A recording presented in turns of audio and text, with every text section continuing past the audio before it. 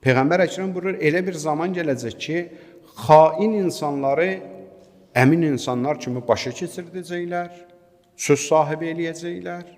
Amma əmin insanları cəmiyyətdə hörmətsiz, etibarsız kimi təqdim eləyəcəklər.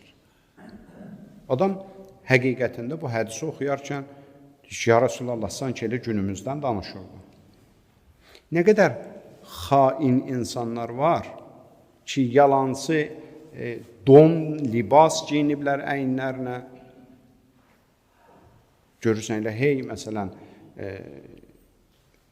ağız dolusu özlərini örtmək üçün, özlərini gizlətmək üçün vətənpərvərlikdən də danışırlar. Amma heç bu millətə, bu xalqa, bu dövlətdə canları da yanmır. Çıxarlarından kənar bir məsələ düşəndə görürsən necə səsləri çıxır. Necə bu xalqdan üz çevirirlər.